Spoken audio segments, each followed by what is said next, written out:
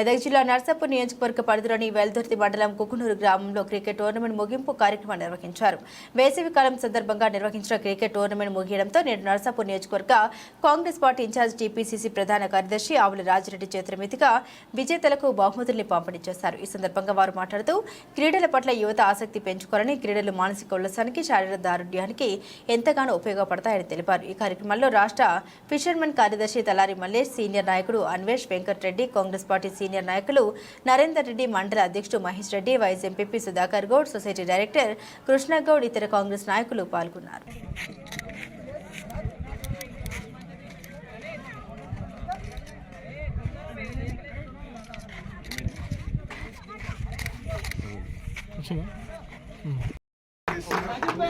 అంతేకాకుండా మాలాంటి టోర్నమెంట్ గబ్బర్ తూప్రాన్ని అభినందిస్తున్నాం.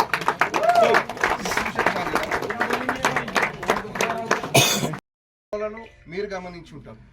ఈ మెలకువలు అనేటివి కూడా మనం ఈ అవకాశాలు కల్పించినప్పుడే మనం నేర్చుకోగలుగుతాం. కాబట్టి మీరు ఇట్లాంటి వాటికి ఇక్కడ ఉన్న మనం అందరం కూడా నాయకులు, ఇక్కడ లోకల్గా ఉన్నటువంటి నాయకులు కానీ ప్రతి ఒక్కరు కానీ అందరూ మీకు సహకారం అందిస్తారు. ఎల్లవేళలా మీరు ఐకమత్యాన్ని పెంపొందించుకోండి, టీమ్ స్పిరిట్ పెంచుకోండి. ఈ అకేషన్ను మీ జీవితంలో ప్రతి రంగంలో మీరు ఈ క్రికెట్ అంటే క్రికెట్లోనే అందరం ప్లేయర్లు కాం, మళ్ళీ రేపటి నాడు మీరు చదువు సైడ్ పోతారు, ఉద్యోగాల సైడ్ పోతారు, వ్యాపారాల సైడ్ పోతారు. ఈ కమ్యూనికేషన్ అనేది ఒకరికొకరు మీరు పరిచయాలు పెంచుకోవడం కూడా మీకు ఏదో ఒక రకంగా ఉపయోగపడుతుంది. మీకు ఆ ఊర్లో ఏదైనా పని పడవచ్చు, సడన్గా ఇప్పుడు తూప్రాన్లోనే పని పడుతుంది కుంగూరులో, ఇప్పుడు ఇక్కడ పరిచయాలు ఏర్పడతాయి. ఈ ఫోన్లో కలిపితే మీరు అక్కడ దగ్గర ఉన్న ఏదో పని చేసి పెడతారు. ఇగో ఇట్లాంటి అవకాశం మళ్ళీ రాదు. అందుకే సమాజంలో, సంఘంలో ఎక్కువ వరకు మనం పార్టిసిపేట్ చేస్తే మనం అనేటి సమస్యలను మనం గట్టిగా పరిష్కరించుకోవాలి. కాబట్టి ప్రతి ఒక్కరికి ఈ టోర్నమెంట్లో పార్టిసిపేట్ చేసిన ప్రతి ఒక్కరికి పేరు పేరున నేను ధన్యవాదాలు తెలుపుతున్నాను. ఇప్పుడు డిస్ట్రిబ్యూషన్ ఉందా? సో ముఖ్యంగా ఈరోజు గెలిచిన తూప్రాన్ టీంను నేను అభినందిస్తున్నాను. నిలిచినటువంటి కొట్టాల టీము మా నియోజకవర్గం టీము. కాబట్టి అందరికి కూడా మీకు కూడా అందరికి అభినందిస్తున్నాను. కొట్టాల టీం తెలియక ముందు తూప్రాన్ తెలుసు, ఎందుకంటే మాసాయిపేటకు తూప్రాన్ పక్కనే. చిన్నప్పుడు ఏ చిన్న పని కూడా తూప్రాన్కే పోతా. ఇప్పుడు తగ్గింది, నర్సాపూర్లో ఉంటున్నా కాబట్టి తూప్రాన్ తగ్గిందండి. ఇక బెస్ట్ బౌలర్గా తూప్రాన్ టీంకి సంబంధించిన గబ్బర్ను అభినందిస్తున్నా.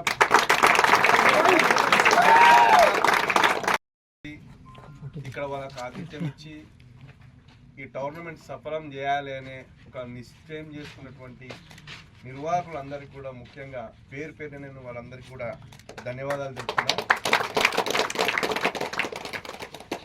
ఇప్పుడు నరేందర్ అన్న చెప్పినట్టు, సుధాకర్ అన్న చెప్పినట్టు, ఈ సెల్ ఫోన్లు ఏవైతే 20-25 సంవత్సరాల నుంచి మన జీవితంలోకి వచ్చినాయో అప్పటి నుంచి నిజంగా కూడా బయట ఆటలు అనేటివి బంద్ అయిపోయినాయి. ఇప్పుడు సుధాకర్ అన్న అందరు చెప్పినట్టు నేను కూడా ఈ గ్రౌండ్లోకి వస్తుంటేనే చెప్తున్నా మనలతో.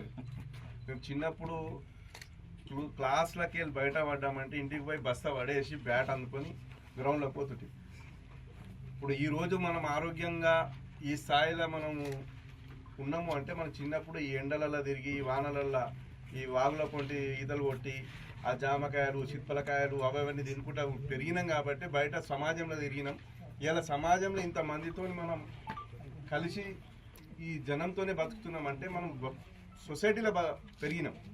ఇప్పటి పిల్లలకి ఏమైపోయిందంటే ఈ సెల్ ఫోన్లు, ఇక పిల్లలు జర ఏడ్చిర్రంటే వాడు ఊరికే తలకాయ నొప్పి వానికి సెల్ ఫోన్ ఇచ్చుడు పేరెంట్స్ కూడా.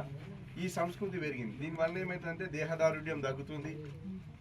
ఒక సొసైటీలో అందరితో కలిసి ఎట్లా బతకాలి, ఏమైనా ఆటపోట్లు వస్తే జీవితంలో మనం ఎట్లా తట్టుకోవాలనే దోస్తులు అయితే ఏమవుతుంది, బయట తిరుగుతుంటే ఒకరికొకరు సమస్యలు చెప్పుకోవడం, ఆ సమస్యలను ఒక దోస్తు ఇంకో దోస్తు పరిష్కారం చేయడం, ఇవన్నీ చిన్నప్పటి నుంచి మనం నేర్చుకున్నాం. అది క్రమక్రమంగా తగ్గిపోతుంది. ఈ విశిష్టత ఈ టోర్నమెంట్లకి ఏంటంటే ఈ అవకాశాన్ని, ఈ లేని అవకాశాన్ని మనం ఇక్కడ ఈరోజు ఇక్కడ కల్పించడం. అందుకనే ముఖ్యంగా నిర్వాహకులకు ఎందుకు కృతజ్ఞతలు చెప్తున్నా అంటే, స్పాన్సర్స్ చాలామంది దొరుకుతారు, అది పెద్ద విషయం కాదు.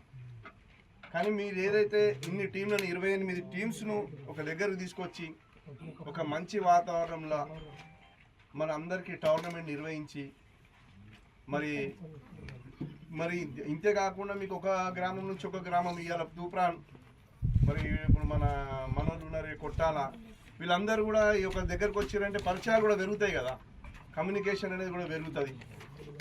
ఇదంతా అవకాశం కల్పించడం అనేది ఒక మంచి పరిణామం. ఇక ఇంతకుముందు చెప్పినట్టు సెల్ ఫోన్లు తగ్గించాలి. మీకు అందరికి ఇక్కడికి వచ్చినప్పుడు నేను మంచి మాటలు చెప్పుకోవాలి. కాబట్టి మీరు క్రికెట్ ఆడినంత చెప్పిన క్రికెట్ తర్వాత మళ్ళీ పోయి ఫోన్లు పట్టుకోవడం అనేది బంద్ చేయాలి. ఫోన్ను ఎంతవరకు మన జీవితానికి అవసరం, మన వ్యవహారం ఏదైతే ఉందో, ఇప్పుడు మీరు ఏదైనా చదువుతున్నారు, లేకపోతే ఏదైనా కార్యక్రమం బిజినెస్లు ఉన్నారు, ఇంకేదైనా కార్యక్రమానికి దానికి సంబంధించిన ఇన్ఫర్మేషన్ కొరకు సెల్ ఫోన్ వాడండి. ఊరికి గంటల కొద్ది సెల్ ఫోన్లోనే ఉండి మన టైం వేస్ట్ చేసుకోవడం.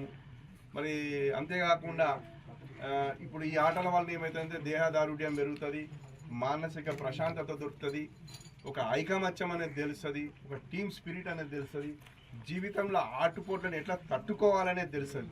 మీరు ఈ మధ్య చూస్తున్నారు చాలామందికి, అంటే నేను కూడా చాలా గ్రామాలలో తిరిగిన, ఈ ఊరికి కూడా నేను 2-3 సందర్భంలో ఆత్మహత్యలు అనేది బాగా పెరిగినాయి.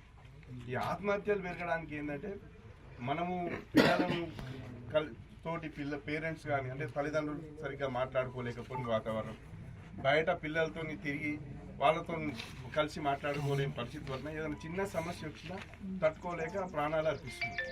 ఇవన్నీ తగ్గిపోవాలంటే ఆటలను ప్రోత్సహించాలి, ఇట్లాంటి అకేషన్స్ మనం క్రియేట్ చేయాలి. ఇవన్నీ చేయడానికి అందుకే వాళ్ళందరికీ కూడా ప్రత్యేకంగా ధన్యవాదాలు చెప్తున్నాం.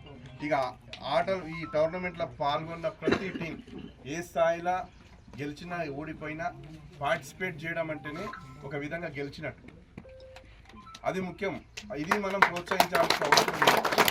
కాబట్టి ప్రతి టీంకు గెలిచిన టీంతో సహా మొదలు పెట్టుకుంటే రన్నర్అప్తో సహా ఓడిపోయిన ప్రతి టీంను కూడా ఈ టోర్నమెంట్లో పార్టిసిపేట్ చేసిన ప్రతి టీంను నేను అభినందిస్తున్నాను. మీరు ఈరోజు ఓడిపోవచ్చు, కానీ రేపు ఈ గ్రౌండ్ నుంచే, ఈ కుకునూరు గ్రౌండ్ నుంచే మీరు ఎన్నో నేర్చుకొని పోతారు. మళ్ళీ ఇంకో టోర్నమెంట్లో నేను ఇట్లా ఆడాలి, నేను ఈ పొరపాటు చేసిన, మా టీం ఈ పొరపాటు చేసింది అనేది ఖచ్చితంగా